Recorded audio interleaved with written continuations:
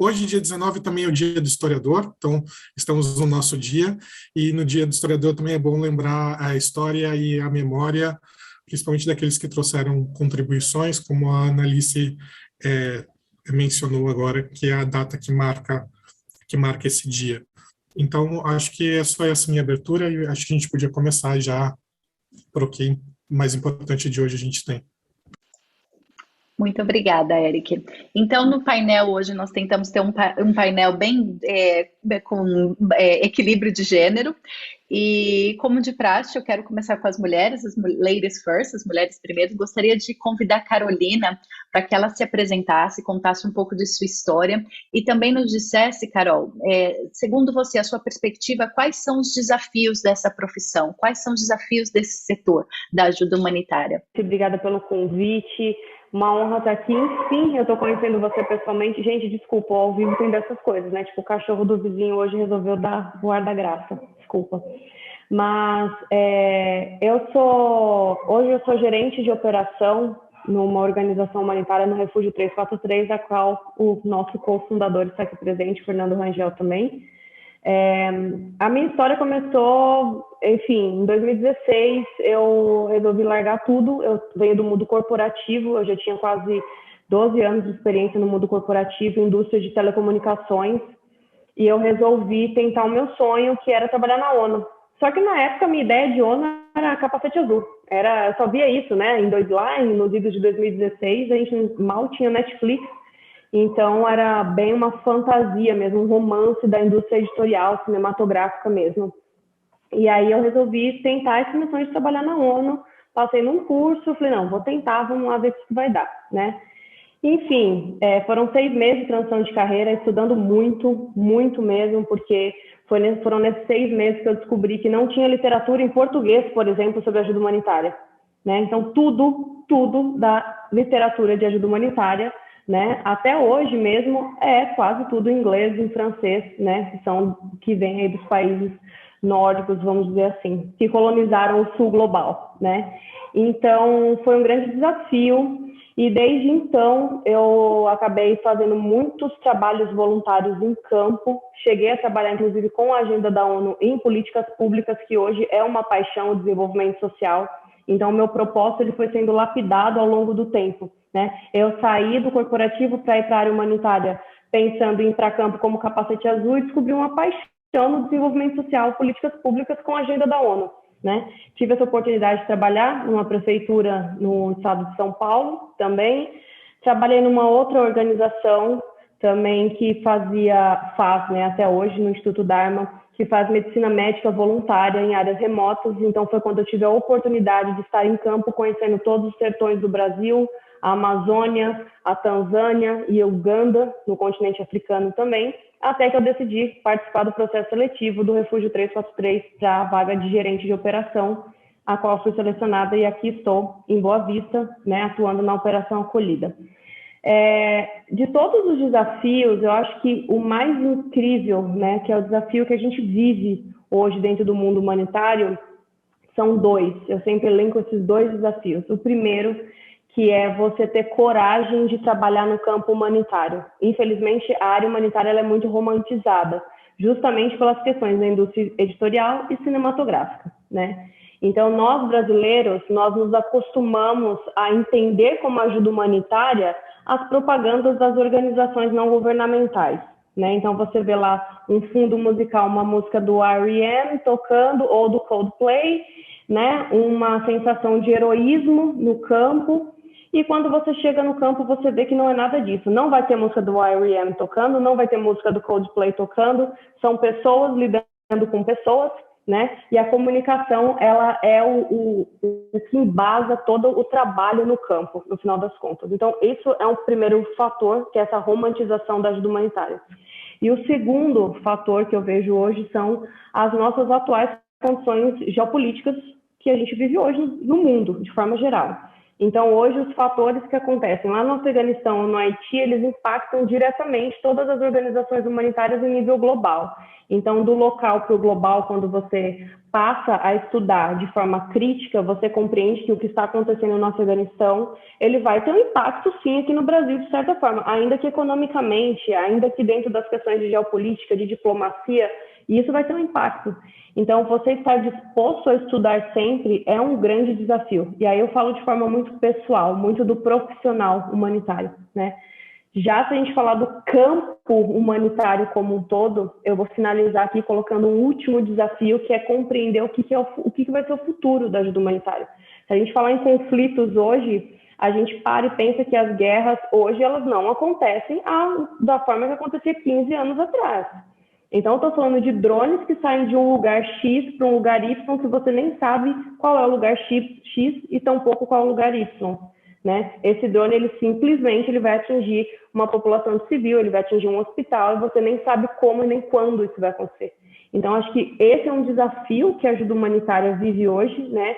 Que é essa linha tênue da tecnologia, né? Da tecnologia para o bem e para o mal. Então, acho que esses são os 3 desafios aí que eu trago aqui para o nosso debate aí, tanto de forma pessoal quanto profissional, quanto de forma global mesmo, para os conceitos de ajuda humanitária.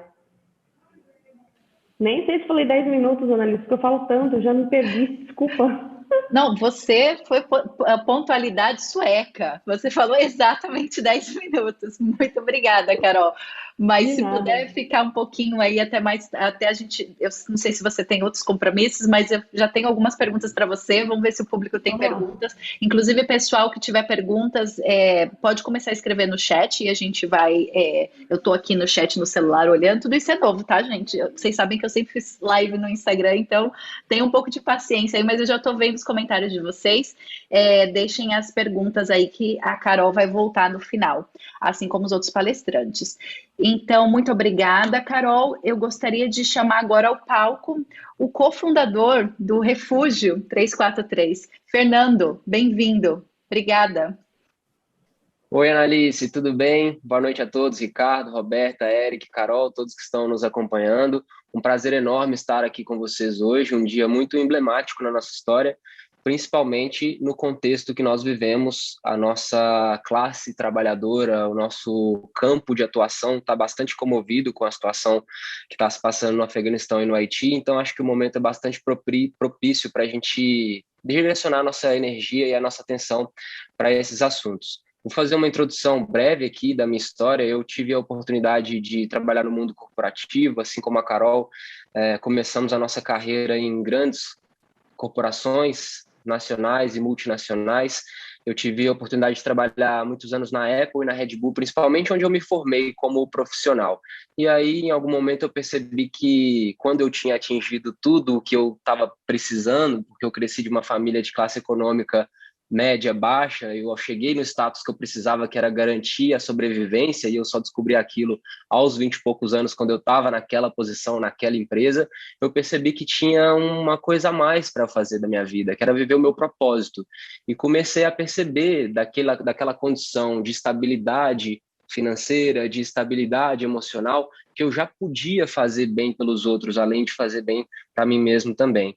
Então, ainda na Apple, eu lutei muito para que a empresa pudesse, aqui no Brasil, ter os seus braços de responsabilidade social corporativa, né? Tive a oportunidade de ser apoiado pelos meus líderes e nós fundamos na América Latina o braço de CSR na Apple, foi uma grande conquista para nós, e a empresa me convidou para representá-la no One Young World, uma organização do Reino Unido, que é a segunda maior depois das Olimpíadas em termos de representatividade, que reúne jovens líderes globais.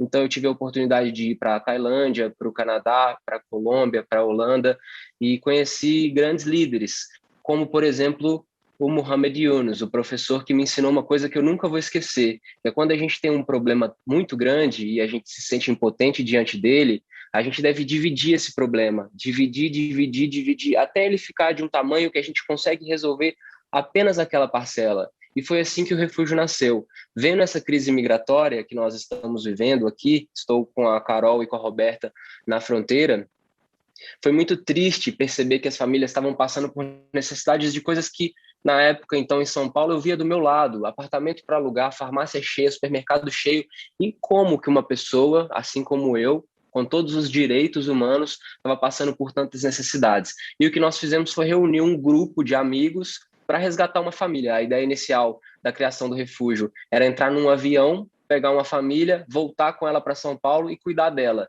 Mas a gente foi reunindo tanta força, tanto capital humano, tantos recursos financeiros, que a gente conseguiu fazer isso por uma família de uma maneira muito tranquila. Então a gente fez por 10 famílias. Fizemos um financiamento coletivo, as pessoas começaram a perguntar qual era o nosso CNPJ, e assim a gente foi evoluindo, acolhemos 50, 100, 300, e hoje nós temos 570 famílias acolhidas, né, Carol, em 156 cidades do Brasil inteiro.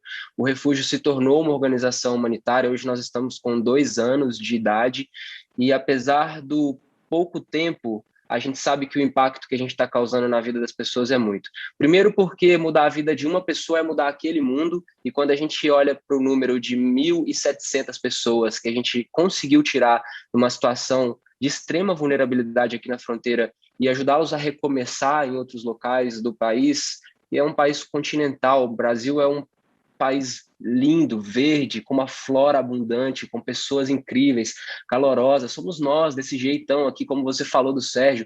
Agora é a hora de resgatar os valores do povo, o povo brasileiro, acolhedor. Então, essa é a forma que nós estamos olhando para o nosso país e acreditando de verdade. O Refúgio está levantando a bandeira de que nós podemos ser um laboratório que vai mostrar para o mundo como acolher aquelas pessoas que estão precisando de ajuda, porque a gente acredita que a humanidade está acima da nacionalidade. Então, o nosso papel é levantar essa bandeira, mostrar que todos que procurarem recursos aqui físicos do nosso país vão encontrar, porque nós estamos trabalhando para isso.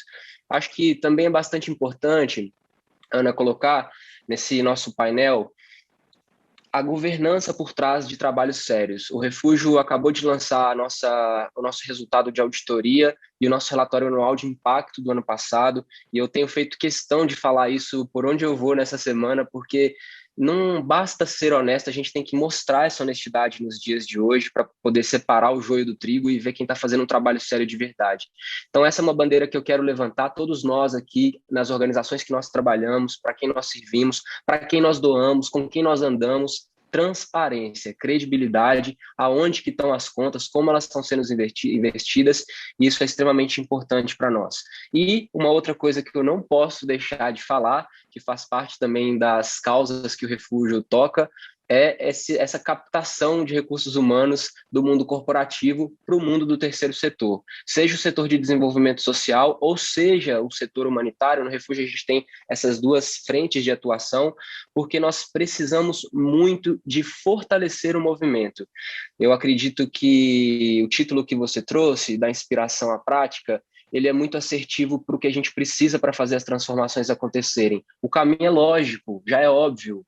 Quem não percebeu ainda que a educação é o caminho para transformar esse mundo no lugar que a gente quer, está perdendo tempo, é esse o caminho que a gente tem que seguir. Agora é todo mundo apontar a direção, cuidar do básico, é isso mesmo. Enquanto uns dão comida, dão teto, o outro vai organizando para que todos possam ter direitos humanos garantidos, mas deles o principal, a educação. É o que vai transformar a vida das pessoas.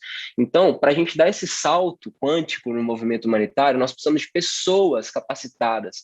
Então, todos que estejam nos escutando nesse momento, os seus talentos, os seus dons, caso você já não faça parte, obviamente, desse grupo de pessoas, que é também o core aqui dos seguidores desse canal, a gente quer convidar para você para conhecer um pouco melhor. Um dia eu ouvi falar pela primeira vez da Agenda 2030, me encantei com aquilo. Não vamos esperar a Agenda 2045 para poder conhecer o movimento global, você tem que fazer parte disso. Nós precisamos que todas as pessoas do planeta Terra investam um percentual do seu tempo, do seu dinheiro, do seu talento, dos seus dons, da sua energia para esse movimento de regeneração. Assim a gente chega lá.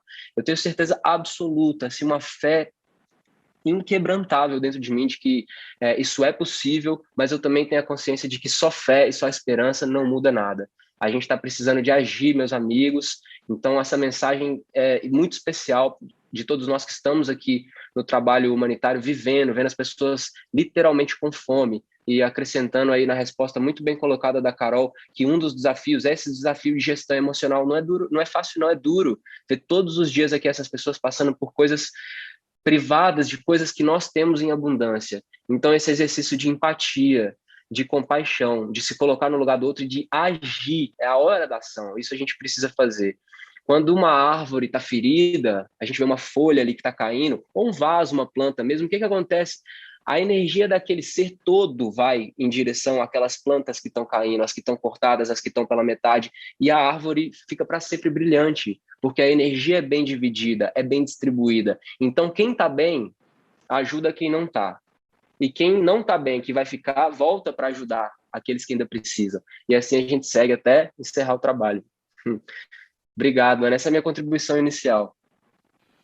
Nossa, é emocionante te ouvir falar, Fernando. É a segunda vez, né? A gente falou um pouco na semana passada, e você tem realmente essa energia contagiante. E, bom, é emocionante ouvir você falar. A gente vai voltar nisso. Eu tenho algumas perguntas para você também, mas concordo com exatamente tudo que você disse. Muito obrigada. Agora vamos para a próxima intervenção. A nossa querida ex-aluna. Foi uma honra tê-la no nosso curso, Roberta, na última edição, que foi a segunda edição que nós fizemos. Você que é pesquisador na área de conflitos armados e deslocamento forçado, também de crianças soldados, é uma honra ter tido você como minha aluna e uma honra ter você aqui hoje. Bem-vinda. Muito obrigada, Analice. É uma honra poder participar com vocês nesse painel.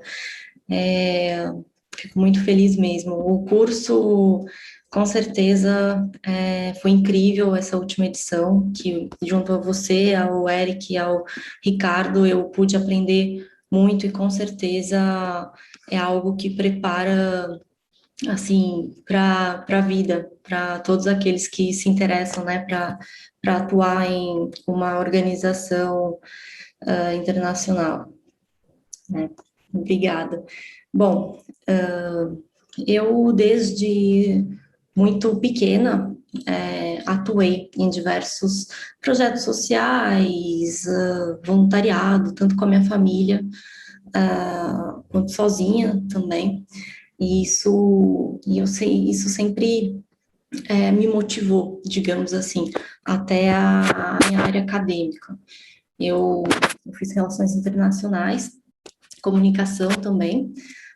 Logo depois já fiz algumas especializações em cooperação internacional na Itália, e desde então eu sempre, todas as pesquisas, em qualquer âmbito acadêmico, a pesquisa de campo, assim, no mundo humanitário, para mim sempre foi prioridade, digamos assim.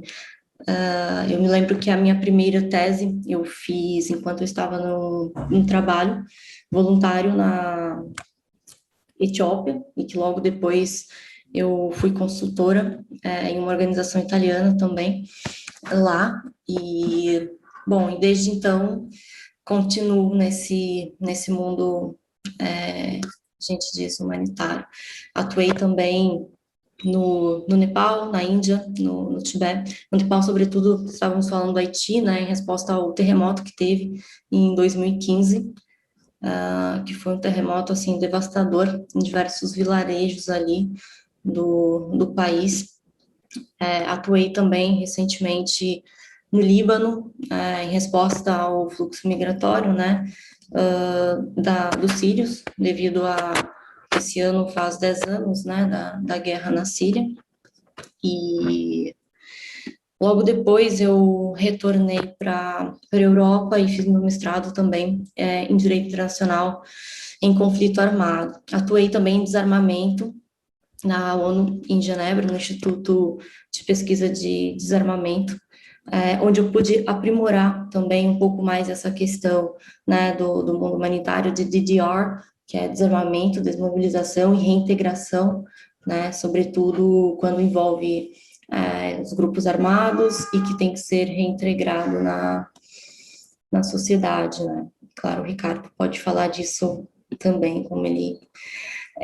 Atualmente, eu estou temporariamente aqui em Boa Vista também. Eu atuo na gerência de proteção de um dos abrigos aqui da Operação Acolhida, com uma organização italiana, a AVSI, que é parceira implementadora do Acnur, né, a Agência da ONU para Refugiado. Eu estou num abrigo agora, que passei para este abrigo, na verdade, essa semana, que é que responde pelos principais casos de saúde, principalmente pessoas PCDs, né? Praticamente 100% das pessoas que estão nesse abrigo, são 1.000 pessoas, mais ou menos, tem algum tipo de alguma questão de saúde, né? E logo eu sempre me interessei muito eu acho que quando a gente fala do âmbito humanitário, envolve tudo, né? Envolve as questões climáticas, saúde, questão de, enfim, conflito e tudo. Então, tenho aprendido bastante aqui, embora está sendo minha primeira atuação também no Brasil. E acho que a cada dia, como a Carol e o Fernando também pontuaram, né?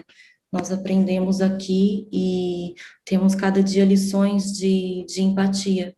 E eu acho que é muito importante existir, de fato, esse hub humanitário com tantas organizações, né, incríveis, sociedade civil também se unindo com um propósito.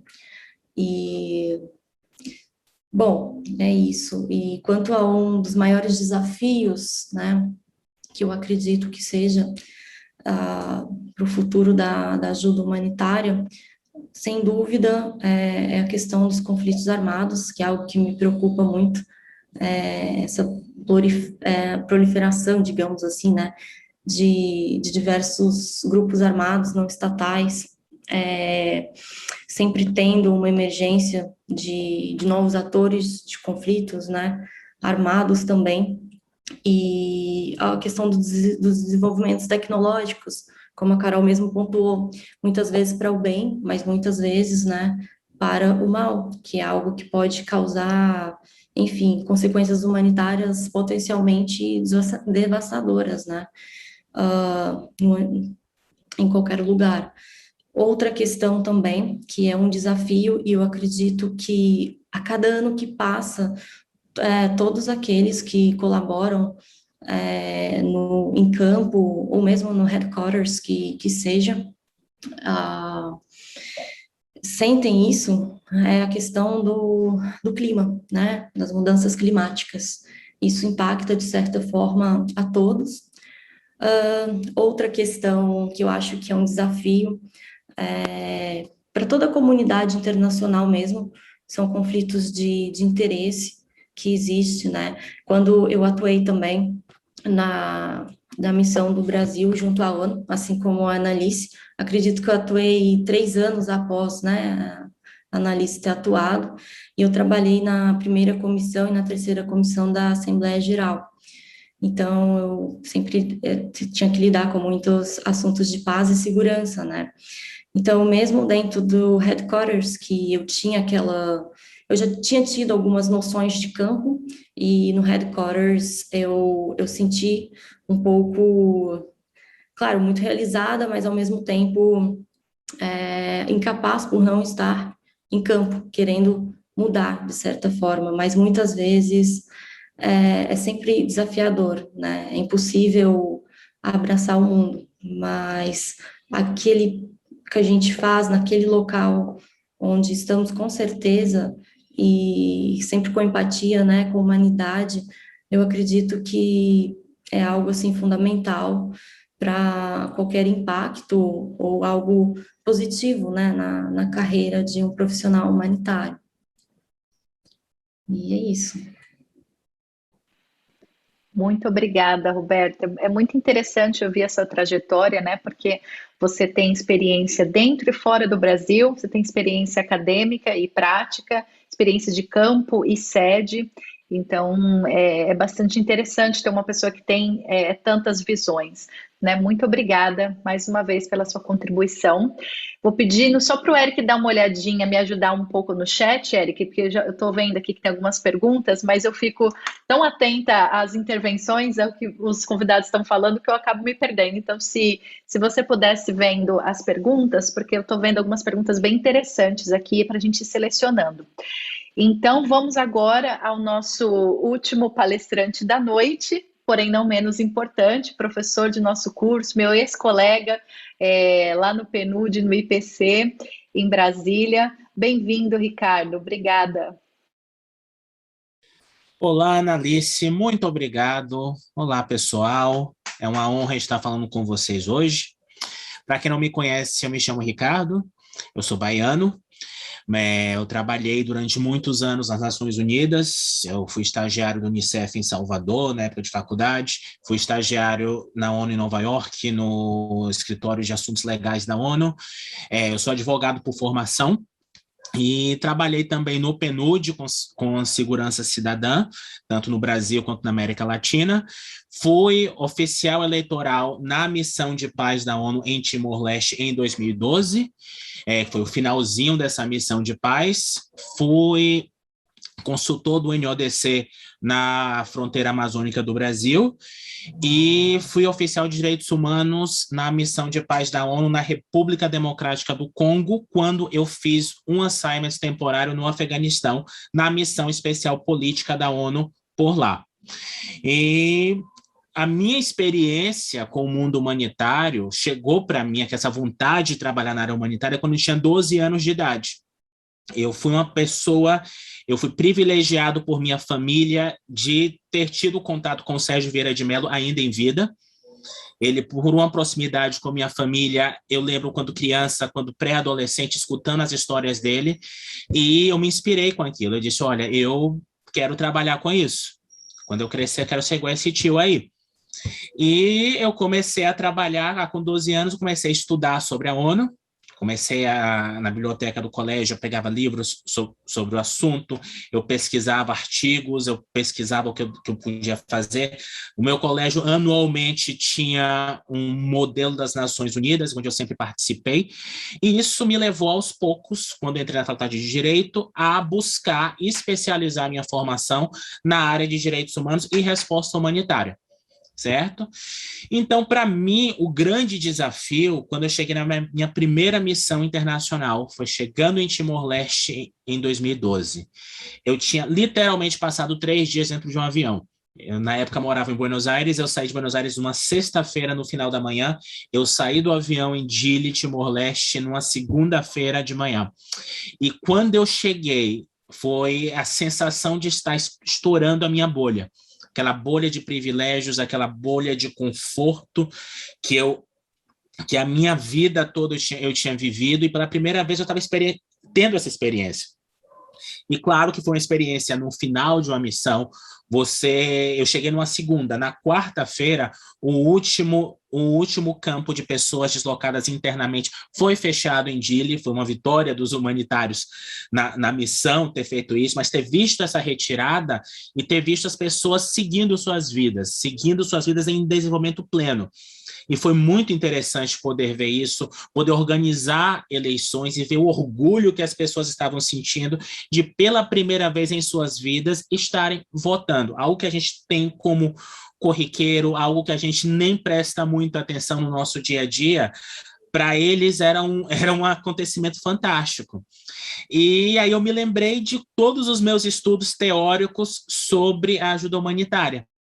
E eu lembrei do princípio da humanidade. Qual é o princípio da humanidade? Você se deparar com o humano da humanidade é algo maravilhoso, mas também doloroso, porque você vê muita dor, você vê muita frustração, você vê muito ressentimento.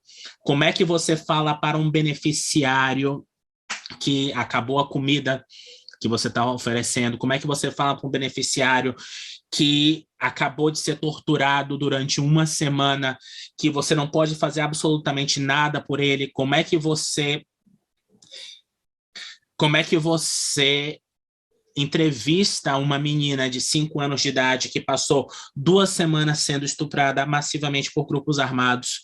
Como é que você fala para uma família que viu o seu pai, que viu sua mãe sendo executados de forma fria em sua frente, e que você, como humanitário, tem um mandato limitado?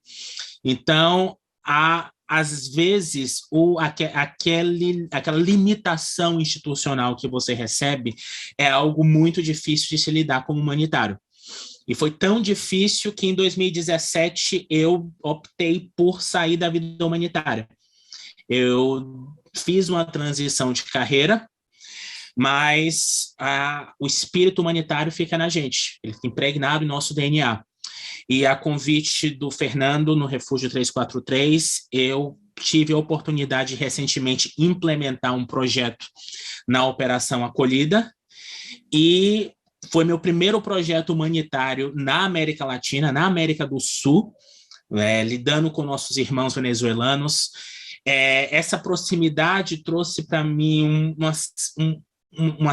uma certa personalização minha como agente humanitário da problemática que estávamos lidando, e foi um desafio, mas foi muito importante eu ter tido essa oportunidade, porque eu consegui voltar a me inspirar com a área humanitária, eu consegui sentir inspiração, sentir aquela paixão que eu sentia na primeira vez que eu fui a campo, aquele carinho, aquele zelo, aquela vontade de fazer dar certo. É difícil você ficar cansado, a energia é uma energia pesada, porque você está vendo com pessoas que estão sofrendo muito, pessoas que às vezes elas não têm o básico, mas ao mesmo tempo você sente inspiração, você sente vontade em melhorar a situação que está acontecendo ali. E isso que é importante, é um desafio que nós humanitários temos diariamente, você acordar de manhã e saber que você está fazendo o seu melhor. Mas como é que você faz o seu melhor? Você precisa estudar, você precisa saber o que você está fazendo, você não pode fazer nada de forma aleatória. Você, como líder em uma organização, ou você, como líder de um time, você saber transmitir confiança, transmitir credibilidade, é importante. Para vocês verem, o Refúgio 343 essa semana passou por uma auditoria independente, mostrando a transparência, mostrando a eficiência da aplicação desses recursos, certo? É importante também que você tenha empatia, como disse a Carolina agora, que a empatia de você saber sentir aquela dor. E também entender suas limitações como ser humano. Você, como ser humano, é limitado, você vai se emocionar, você não deve se emocionar em termos de manual prático do profissional, mas o ser humano não tem manual prático. E você se emociona com aquela história. Aquele beneficiário que agradece a você. A Carolina e eu estávamos lá no local que a gente trabalhava, e uma família nos agradeceu, disse: a gente nunca vai esquecer do que vocês fizeram para a gente. Carolina e Ricardo sentaram ali na calçada e desabaram em choro, porque a gente não estava pronto para receber uma dessas. E é esse tipo de gestão de emoções que a gente precisa ter. A gente precisa gerir nossas emoções, precisa gerir as emoções do nosso time, do nosso colega. A gente tem que estar de olho no nosso colega, saber se ele está bem, se ele está precisando de alguma coisa. Em Boa Vista, o trabalho é bem tranquilo. Mas quando eu trabalhei no Afeganistão, eu já fiz reuniões escutando tiros no fundo. Na República Democrática do Congo, eu já sofri uma ameaça de sequestro de um grupo armado. Eu tive um AK-47 apontado em minha cabeça, e você precisa filtrar isso, lidar com essas emoções, e quando você estiver executando seu trabalho, você saber usar a sua neutralidade. Você conseguir se desapegar disso tudo, para que você possa fazer o seu trabalho de forma eficiente, de forma coerente, para que seus beneficiários não possam sofrer. E o que aconteceu no Congo comigo, 2 semanas depois do sequestro, um dos meninos que tinha liderado a tentativa de sequestro, ele procurou a missão da ONU para que ele participasse do programa de DDR, como a Roberta é especialista, e ele pediu sim para ser reintegrado na sociedade. Então, é muito gratificante você encontrar esse lado humano do humanitário, você encontrar o humano da humanidade é algo muito gratificante no trabalho humanitário. E já olhando aqui no chat que algumas pessoas falaram, o que é importante para quem quer fazer uma transição de carreira para a área humanitária? Vocês precisam entender quais são aquelas habilidades transferíveis que você tem. Você do meio... Agora eu estou numa área cinza de minha vida profissional. Eu era humanitário, virei produtor cultural, agora estou voltando para o lado do humanitário um pouco. O Fernando já fez uma cara aí. Mas um campo de refugiado não é muito diferente de um backstage. Isso eu falando como um produtor cultural. Você precisa que tudo esteja dando certo, você precisa conhecer quais são os parâmetros de resposta humanitária, como é que você vai medir a sua resposta humanitária. O que é ideal que eu estou entregando ali? Obviamente que não é. Mas você entrega condições mínimas de dignidade, condições mínimas de sobrevivência. E de onde é que você traz isso? São números aleatórios? Não. Você tem o manual Esfera, que traz para você parâmetros mínimos de resposta humanitária, você tem a Carta Humanitária, você tem os próprios tratados de direitos humanos da ONU, onde você consegue retirar dali quais são os parâmetros que você vai seguir em uma resposta humanitária. Então, o conselho que eu dou é estudem, façam o que a Carolina fez, estudem, entendam, coloquem a mão na massa, não tenham medo de ir a campo. O campo é onde o problema acontece. Você precisa do headquarters? Precisa. O headquarters é muito importante para dar suporte ao campo, mas o campo é onde acontece. E é onde você também aprende se é de fato isso que você quer para você. Porque não é fácil, não é você sentar no ar-condicionado todos os dias, não é você estar abraçando criancinha que nem a Angelina Jolie faz nos filmes dela. Isso é muito bonito, mas na prática não acontece assim. Na prática, às vezes, esse abraço pode causar muitos danos ao beneficiário. Você criar esse vínculo emotivo com o beneficiário pode causar muitos danos. Então, você tem que pensar muito bem, você tem que refletir muito bem, você tem que saber atuar como mediador de interesses, mediador de conflitos. Você tem que entender qual é a vontade política que ator A tem, que ator B tem, que ator C tem. Você tem que ser cara de pau, sim, para você conseguir enfrentar, você desafiar aquilo que está ali. E saber que você diariamente tem que fazer o seu melhor. Todos os dias saber fazer o seu melhor e estar na melhor versão que você pode ser. E isso envolve também cuidar da sua emoção, das suas emoções, cuidar da sua saúde mental. Muito importante isso, prestar atenção como é que você está indo, descansar, tirar férias. Quando você for em locais como a República Democrática do Congo, você tem a cada 4, 5 ou 6 semanas rest and recuperation, e você tire esses intervalos porque eles são importantes para você. E claro, nunca deixem de estudar, porque vocês precisam desse conhecimento. Hoje nós temos o surgimento de novas tecnologias que ajudam a dar Roberta, por favor, como é que eu chamo early warning em português? Eu perguntei mais cedo.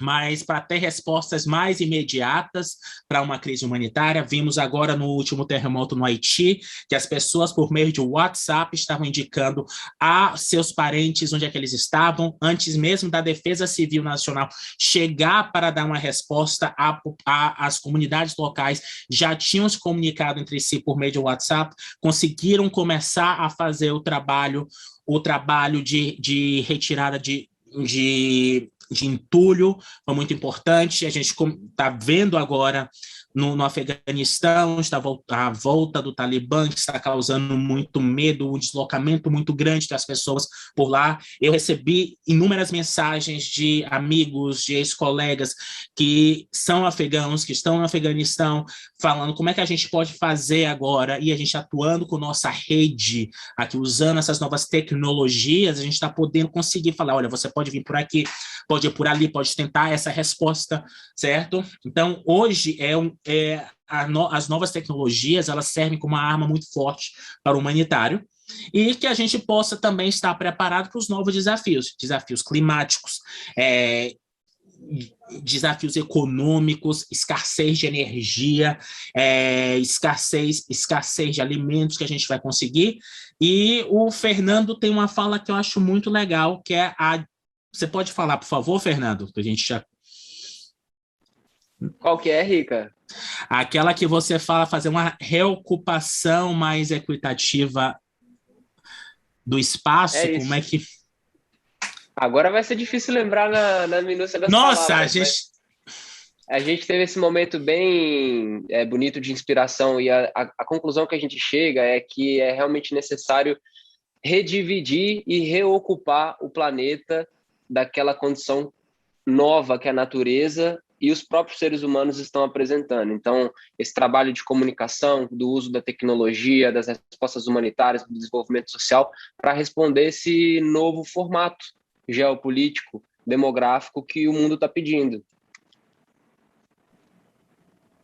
Não é isso, Rica? Isso aí, foi fantástico o que ele falou. A gente tem esse novo desafio e a gente vai conseguir, sim, aos poucos, conseguir modernizar a resposta humanitária. Mas, claro, a gente tem que lembrar sempre da base da resposta humanitária, daquela base principológica, que é aquilo ali que vai resguardar o nosso trabalho. Eu sempre digo isso para os nossos alunos no curso, eu sempre digo isso para as minhas equipes, que a gente precisa sempre ter isso em mente. Eu sou o chato do Manual Esfera.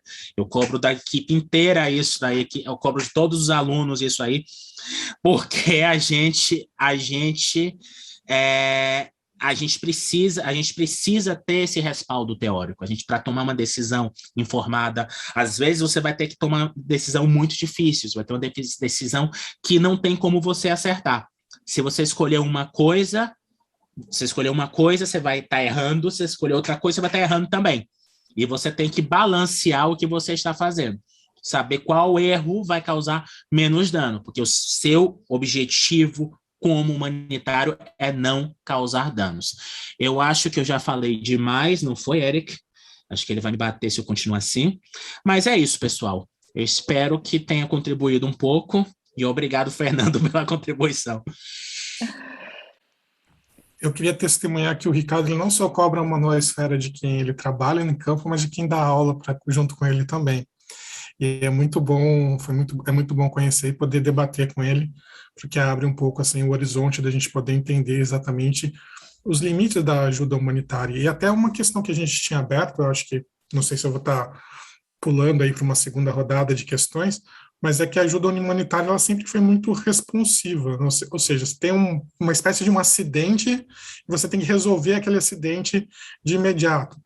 E até hoje, a gente está vendo, os casos do Afeganistão foi citado, mas tem até estratégias geopolíticas de se criar refugiados. Países usam como arma política criar refugiados, né? Não vamos fazer uma análise aqui, que não é o caso, não precisa nem citar casos específicos, mas a questão que a gente tinha levantado era essa, né? Como você tem uma perspectiva mais holística, ou seja, do conjunto, acho que até o Fernando deu algumas palavras sobre isso, que eu estava achando bem interessante, essa ideia de reocupar, mas como a gente modernizar essa resposta humanitária, pensando na tecnologia, pensando numa visão mais global e não só de responder a acidentes. E aí eu vou colocar uma pergunta que vem junto no chat aqui, que eu acho que é interessante, que é justamente como se preparar para você trabalhar nesse sentido. O que você precisa, tanto no sentido emocional, que foi uma das perguntas que veio aqui, como no sentido de formação mesmo, para poder trabalhar nessa perspectiva mais ampla, como foi colocado. Não sei se eu fui muito objetivo na minha questão. Perfeito, Eric. Eu acho que essa está sendo realmente aqui, pelo que eu estou conseguindo acompanhar, a principal questão. Carol, Roberta, Fernando, Ricardo, e eu acho que eu gostaria até de repente começar com a Carolina, porque ela fez uma transição de carreira. E eu sei que a Carolina, pessoal que não a conhece, também cria conteúdo, né, Carol? Você tem um Instagram aberto, onde você dá muitas dicas, né? Inclusive do Manual Esfera, por exemplo, cursos que foram ditos aqui, alguns livros também. Então, Carol, se você pudesse começar falando um pouco sobre o que é importante, né, se pensar quando se vai fazer uma transição de carreira. Por favor, obrigada. Obrigada, Analice, obrigada, Eric, pela pergunta. Isso é uma pergunta bem recorrente, assim. E, gente, eu vou falar uma coisa para vocês. A Analice falar que eu sou criadora de conteúdo é uma honra muito grande, porque essa mulher é uma máquina. Tá? Vamos falar de criador de conteúdo aqui, então temos referências aqui, entendeu? Eu estou bem engatinhando ainda nesse sentido. Mas vamos lá. Inclusive, o conteúdo dela me inspira muito, muito a seguir em frente nesse sentido. Quando a gente fala da transição de carreira para a área humanitária, uma coisa que eu sempre falo para as pessoas, inclusive para quem é meu aluno, né? Então, também sou professora de conceitos humanitários, o que você quer? A primeira pergunta que você tem que responder o que você quer? Uma coisa é o que você quer e outra coisa é o que você acha que você quer, né? Porque, às vezes, as pessoas criam a fantasia do campo, né? O que é normal e tá tudo bem, gente. Assim, isso aqui não é um debate de julgamento, pelo contrário, porque eu também comecei assim, todos nós começamos assim, né? Mas, de repente, você, ao perceber que você quer trabalhar na área humanitária e depois de viver uma experiência voluntária de campo, eu sempre recomendo isso, comece com um trabalho voluntário no campo. Se você aguentar 15 dias no campo, num trabalho voluntário, zero remuneração, com a cara no sol, passando perrengue, tendo que racionar água, fazendo xixi num buraco no chão, então ok, você está apto para o campo. Esse vai ser o seu primeiro teste, tá? Começa assim. Se ali você já identifica, no terceiro dia do seu trabalho voluntário de campo, que você não gostou daquilo, você não precisa desistir do seu sonho de trabalhar na área humanitária. Você pode usar outros meios. Então, assim, você pode ser um contador e trabalhar como contador dentro de uma organização humanitária, no ar-condicionado, dentro do escritório. Você também é um agente humanitário. A diferença é que você não está com um colete no campo, né? Então, você tem que entender o que você quer e tentar vivenciar o máximo de experiências dentro desse seu contexto do que você está buscando. Ah, eu quero ir para campo? Faça trabalho voluntário em campo. Perceba se é isso, se você está apto para isso. Não, eu prefiro ficar no conforto do escritório. Ok, qual que é a sua formação? O que você gosta? Ah, eu sou contador, eu sou engenheiro. Então, assim, na nossa equipe, eu tenho um engenheiro civil, né? E esse engenheiro civil, ele quis vir para o campo. E hoje eu uso os conhecimentos dele da engenharia civil para a equipe, para ele conseguir drivar ali algumas diretrizes dentro do campo. Então, assim, todas as profissões, elas são bem-vindas dentro do campo humanitário. A gente precisa romper esse paradigma de que só o internacionalista pode trabalhar em campo. Não, você pode ser contador, você pode ser agente humanitário, você pode ser engenheiro e ser agente humanitário, você pode ser administrador como eu e ser agente humanitário. Então, no meu último emprego, eu sou administradora de formação, né? Tenho um MBA em Diplomacia e Relações Internacionais, porque faz parte do que o Ricardo colocou, de você estar estudando sempre, né, nesse sentido. Mas eu era responsável logística por operações médicas.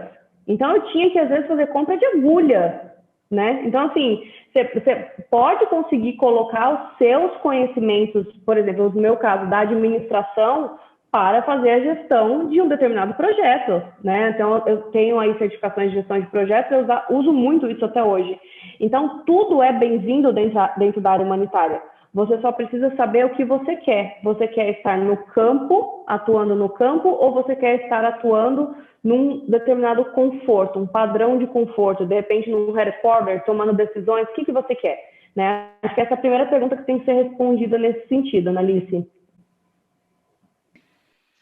Perfeito, Carol. É isso mesmo. E eu achei muito interessante que vocês falaram várias vezes, né, da necessidade do estudo, né, da formação.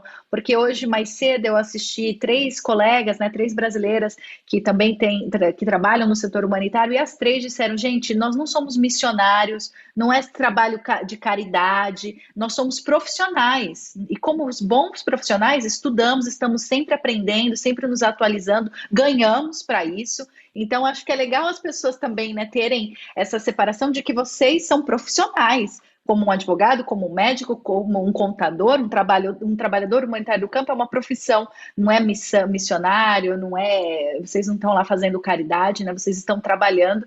Então, acho que é muito importante realmente que as pessoas enxerguem, né, essa profissão e a necessidade, mais do que nunca, de se especializar, de estudar, porque vocês estão ali tomando decisões que muitas vezes é de vida ou morte. Né? Então, acho muito importante que vocês tragam e batam bastante nessa tecla. E, Carol, o seu conteúdo é ótimo. Eu também aprendo muito com você, coisa que a gente não vê por aí, porque, como você disse, infelizmente não tem conteúdo em português, gente, sobre o trabalho humanitário. Não tem, né? Então, vamos juntar forças aí para começar a mudar isso. Mais alguém do painel gostaria de responder essa pergunta sobre as habilidades, as competências necessárias para se fazer essa transição de carreira? Ou os mais jovens, né, que estão nos ouvindo e já decidiram, já optaram por tentar essa carreira? Não sei se o Fernando, a Roberta gostaria de dar alguma dica para o pessoal. Obrigada. Eu vou fazer, então, uma contribuição, Ana, em cima do que a Carol já disse. Ela já colocou o roadmap na mesa, eu acho que o caminho é esse mesmo. O que eu somaria é o planejamento e a gestão de ansiedade, porque se a transição for bem feita, que é o caso dela, que é o meu caso, é para sempre. Então, dentro do seu trabalho, ganhando seu salário com calma, você começa a estudar, você começa a colocar o seu trabalho voluntário no campo, e aí você vai percebendo o que mais te atrai, olhar para aquele quadro dos ODS, fazer uma comparação com a história da sua vida, ver o que mais te toca e ir assimilando isso aos poucos. Um passo errado pode custar caro nesse momento. O que nós podemos garantir aqui, que nós que vivemos isso, é totalmente possível, e mais que possível, é necessário. O que eu estava dizendo na fala anterior, a gente precisa dos melhores profissionais do lado de cá, porque são os problemas mais difíceis que o mundo de fato está enfrentando. Então, é totalmente possível, e a gente só sugere que seja feito com a calma devida, porque se você estudar e acertar na linha que você quer, ao invés de simplesmente sair e querer, é muito mais assertivo, né? Eu também saí sem ter nada em vista, não saí da Apple para o refúgio, mas eu já estava estudando há bastante tempo, tentando consumir o máximo de conteúdos possível, o ciclo de pessoas ao nosso redor, os filmes que você assiste, trazer esse conceito para o seu dia a dia, procurar se antenar com as notícias que estão acontecendo, repaginar ali as pessoas que você segue, a organização que você segue no Instagram, para que você consuma mais conteúdo, e de repente isso vai passar a fazer parte do seu dia a dia. No refúgio, a gente tem mais uma frase emblemática, que é: nós queremos ser o Google do terceiro setor. É essa a nossa visão. A gente precisa que essas organizações humanitárias, já que a gente já colocou todo o romantismo à parte, porque eu estou sendo bem racional nessa minha colocação, que a gente pague muito bem, que a gente tenha as melhores tecnologias para as pessoas trabalharem, os melhores escritórios, os melhores profissionais, as melhores condições, porque a gente de fato está lidando com o maior desafio. Então, precisamos trazer essa energia e essas pessoas para o lado de cá. Todo mundo que tem essa centelha fala assim: será que é para mim? É para você, não vai embora. Estuda, vem com a gente. Aqui a gente tem, eu percebo uma coisa em comum, né, nas 6 pessoas que estão nessa sala, que é a paixão por passar para o outro aquilo que a gente aprendeu. É muito gostoso fazer essa transição. Você acordar e ir dormir vivendo a missão da sua alma. Não é um objetivo que você chega em algum momento e bate, é viver a missão da alma. Isso é diferente. E eu super valorizo as pessoas que estão no segundo setor. Eu já estive lá, e pode ser, inclusive, que tenham pessoas que estão vivendo a alma nesse setor. Mas o que eu estou dizendo é que é muito bom quando você consegue fazer isso, né, e, ao mesmo tempo, ajudar as pessoas que estão ao seu redor. Perfeito, Fernando. Nossa, acho que você já conseguiu aí converter pelo menos a metade das pessoas que estão nos assistindo. Se alguém tinha alguma dúvida, agora com certeza as pessoas estão ainda mais motivadas a continuar. Eric, a gente tem mais alguma pergunta? Você que está acompanhando aí o chat, de repente, uma pergunta final para a gente não se estender, até mesmo porque já é 1h da manhã, então aqui já nem é mais o Dia Mundial Humanitário, aqui já é sexta-feira, dia 20, já sextou aqui para mim, pessoal. Então, eu acho que é legal a gente já começar a encerrar, e sei que vocês também têm outros compromissos. Eric, você quer trazer a última pergunta para a gente terminar aqui? Eu acho que vocês acabaram inspirando muita gente porque nenhum deles desistiu. E a pergunta que apareceu foram essas mesmo, né? Como fazer para entrar, que foi o que o Fernando, eu acho que ele colocou muito bem, muito interessante, então acho que todas as perguntas vêm nesse sentido. Mas teve uma outra aqui que eu achei interessante de questionar, é sobre inteligência emocional. Como que vocês fazem para adquirir, ou o que pode preparar para enfrentar essa dureza que vocês vão enfrentar no campo? É possível se preparar ou saber se você tem essa afinidade para enfrentar essa dureza? Talvez, de alguma forma, a Carolina deixou essa dica de fazer o trabalho voluntário e encarar a aspereza de uma vez por todas. Mas essa parte é uma parte que parece que está preocupando as pessoas. Teria alguma dica, como está sendo pedido aqui no chat, para essa parte de lidar com o emocional? Vocês me permitem esse ponto? Assim, uma coisa que eu falo muito, autoconhecimento. Quanto mais você se autoconhecer, maior é a sua capacidade de gerir as suas emoções. Porque o campo, ele é uma bomba relógio. Essa é a verdade. Tudo pode acontecer. Tudo está bem agora, às 7h06 da noite, e de repente eu posso receber uma ligação às 7h07 dizendo que aconteceu alguma coisa muito grave. Né? Então, é você se autoconhecer, é você se colocar à prova o tempo todo nesse sentido. E se acontecer tal coisa? Qual que vai ser a minha reação? E se acontecer tal coisa? Qual que é a minha reação? Você tem que estar o tempo todo preparado para os ICs, né? Então, assim, você ter um bom mapeamento de risco, você ter uma liderança que te ampare, você ter uma equipe que vai estar amparada com você e, principalmente, profissionais capacitados, né? Acho que muito da gestão da emoção no campo também, ela passa pelo profissionalismo e capacitação dos profissionais que estão atuando ali. Eu sempre falo isso, o Rica me ouve falar muito isso, o Fernando também, até a Roberta também, que é melhor você não ter uma pessoa em campo do que você ter uma pessoa só com boa vontade sem capacitação. Né? Uma pessoa só com boa vontade em campo e sem capacitação, sem o devido controle emocional, sem a devida gestão emocional, inteligência emocional, ela pode ser mais danosa do que não tê-la, né? Então, o autoconhecimento, ele é importantíssimo. Então, existem N ferramentas, N cursos, técnicas que você pode se autoconhecer para o campo humanitário, tanto dentro do campo, propriamente dito, né? Pé na brita, como a gente fala, pé na brita e cara no sol, como dentro do escritório, atuando ali, cuidando das contas da organização, por exemplo. Então, assim, uma das maiores pressões que existe hoje dentro do campo humanitário, se você parar para pensar, é fazer a gestão de doações, por exemplo. Imagina o que é o estresse de você fazer uma gestão de milhões em doações que entram no seu caixa ali, ó, anualmente. Né? Imagina o estresse que essa pessoa passa ali dentro fazendo esse tipo de gestão também. É quase o mesmo estresse da pessoa que está no campo ali lidando com o beneficiário. Né? Então, essa necessidade de autoconhecimento, ela é o ponto-chave, ela é crucial para o agente humanitário hoje, né? Principalmente dentro de todo esse contexto que a gente vive na atualidade. Perfeito, Carolina. E só para complementar o que a Carol falou aqui também, a importância nesse seu autoconhecimento de você estar acompanhado. Você está acompanhado de seus colegas de trabalho. A Carol e o Fernando e eu, nós trabalhamos juntos lá. Tiveram dias que... E a Carol, a gente dividia a casa também. Então, tinham dias que a Carol e eu, a gente tinha que sentar, tinha que fazer um debriefing um com o outro para tirar isso, para não acumular essa bagagem emocional, sabe? Porque hoje, o que muita gente, às vezes, quando romantiza, esquece do lado empreendedor que a organização humanitária tem. Como a Carol falou, a gestão dessa organização, ela é igual a gestão de organização no segundo setor. Tanto que hoje a gente enxerga já que o segundo setor cada vez mais se torna mais social e o terceiro setor cada vez mais se torna mais empreendedor.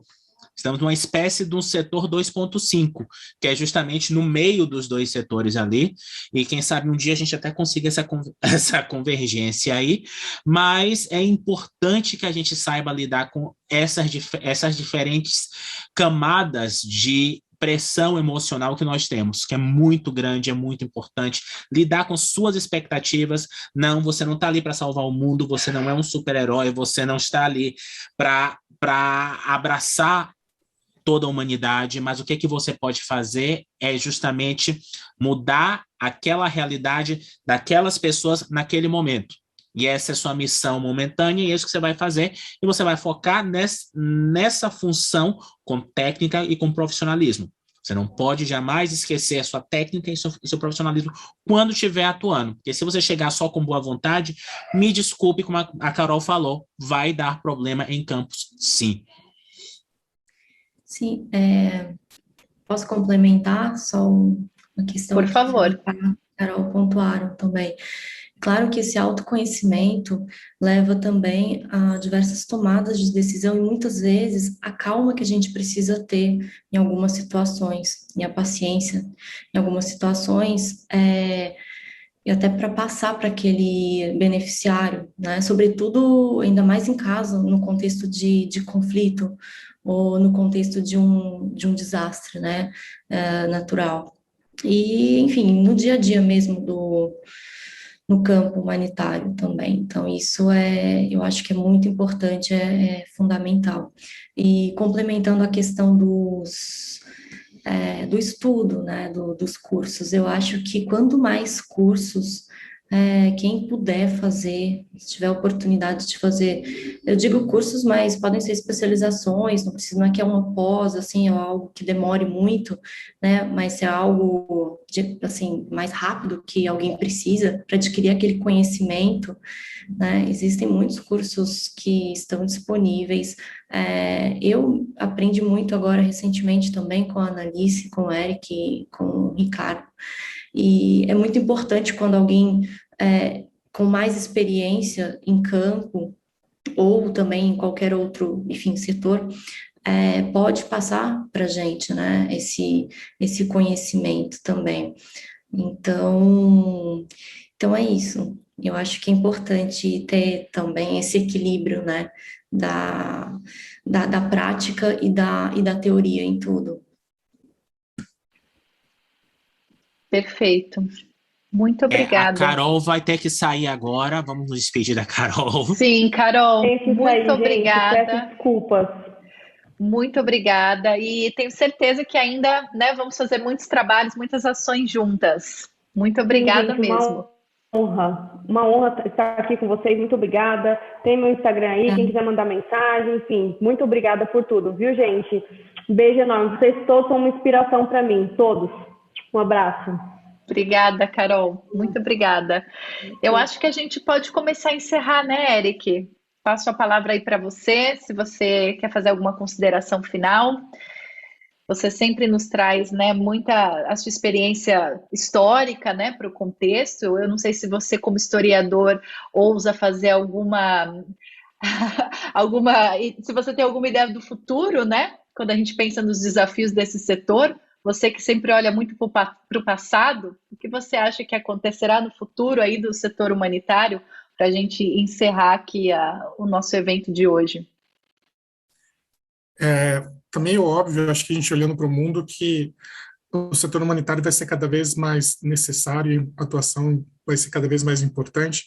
As crises todas geopolíticas estão cada vez mais produzindo refugiados, a crise climática também, e aliás as próprias definições do que é um refugiado vão ter que ser mudadas no futuro, para a gente incluir uma série de situações que hoje a gente não sabe exatamente a definição e quem vai acabar assumindo, digamos assim, essa questão, porque parece que a gente está ali no movimento, tanto no movimento político como no movimento geopolítico, como no movimento da questão do aquecimento global, no movimento climático e até em crises econômicas, que vão, e até pela pandemia, como a gente está vendo, que vão provocar ainda muitas questões humanitárias a serem resolvidas com urgência, que é o que a ação humanitária consegue fazer, né? A ação de urgência, aquela primeira ação de urgência que é, ao invés de você especular sobre grandes reorganizações geopolíticas, você tem que manter as pessoas vivas com dignidade e oferecendo possibilidades para que elas tenham um novo caminho, um novo futuro, que se abra novas portas para elas. Então, a ação humanitária ela vai ser muito necessária nesse século que nós estamos, nessas décadas que à frente, né? Pelo menos aqui a gente vislumbra que não há uma solução de imediato para todos os problemas geopolíticos e climáticos que vão surgir. Então, é muito importante que as pessoas se preparem, como foi muito enfatizado por aqui.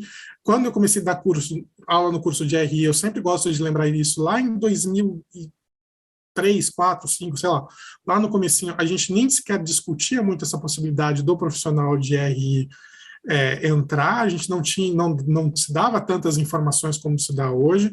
Eu vi umas pessoas no chat se formando em RI e ainda procurando por informação, que significa que muitos cursos ainda não estão dando essas informações de uma maneira adequada por desconhecimento, porque os profissionais estão preocupados muitas vezes com questões grandiloquentes de geopolítica e não olham muito para essa fala.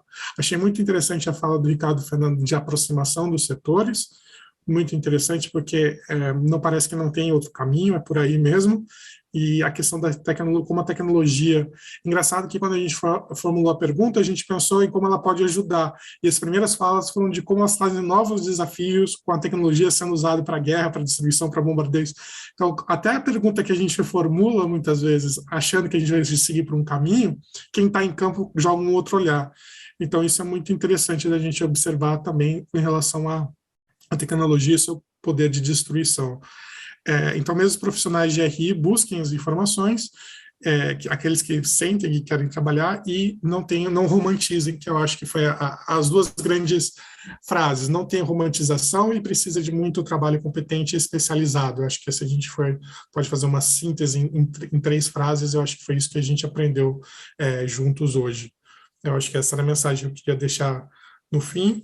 E é isso, e a gente vai tentar trabalhar o máximo possível para oferecer momentos como esse e momentos também de possibilidades de formação, que é o que a gente se colocou como missão aí no que a gente está oferecendo. Então, eu agradeço todo mundo que assistiu pelo YouTube, agradeço todo mundo aos palestrantes, eu acho que abriu um pouco a cabeça de todos que viram e puderam acompanhar hoje. Obrigada, Eric. E eu agradeço, né, a todos e todas que assistiram.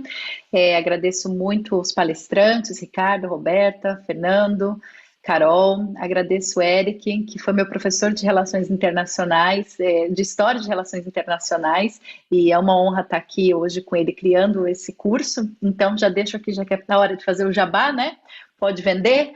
Então, quem tiver interesse em ter esse acompanhamento, né, assim como a Roberta, que foi a nossa aluna, e quiser vir com a gente, a última edição desse curso, a Minha Vaga Internacional, não é porque nós estamos nos divorciando, mas porque nós estamos com algumas outras ideias, vamos fazer algumas outras ações, então continuaremos juntos, eu, Eric, Ricardo, e quem sabe até traremos outros profissionais também para a gente continuar aí tentando preencher, né, esses buracos, já que infelizmente ainda não se fala das possibilidades de trabalho humanitário, se fala muito pouco sobre oportunidades de trabalho em organizações internacionais, né? Fica tudo muito com essa áurea mística, essa áurea de inacessibilidade. Então a gente quer justamente aí trazer informações e democratizar essas informações para que mais pessoas talentosas possam, né, cooperar, como o Fernando disse, e possam vir para esse time, né, para esse time das pessoas que querem realmente dedicar sua energia, o seu tempo, o seu conhecimento para tornar esse mundo melhor. E eu, Eric e Ricardo, com esse curso, Minha Vaga Internacional, a gente busca ajudar vocês nisso, através das sessões de mentorias. Vocês vão ter 6 sessões de mentorias com a gente ao vivo, e inclusive quem comprar o curso até sexta-feira que vem, ganha 1 hora de mock interview, uma simulação de entrevistas, que é a entrevista utilizada por muitas organizações internacionais, que é entrevista com base em competências. É um modelo bem específico. Quem faz entrevista no setor privado privado provavelmente não conhece esse tipo de entrevista, então esse é um serviço que a gente venderia aí por um preço até bastante caro, mas a gente está oferecendo aí para todo mundo que comprar o curso até na sexta-feira que vem, uma celebração aí, já que é a última edição também. Então, quem tiver interesse, entre em contato com a gente pelas mídias sociais, no LinkedIn ou no Instagram, e também tá lá no link do meu Instagram. Espero que mais pessoas aí, assim como o Roberto, decidam ser nossos alunos. Muito obrigada mais uma vez por todos e todas, e boa noite para vocês. Obrigada, pessoal. Tchau, boa noite. Tchau, pessoal. Obrigado pelo convite. Foi um prazer estar aqui com vocês. Boa noite. Obrigada. Tchau, tchau.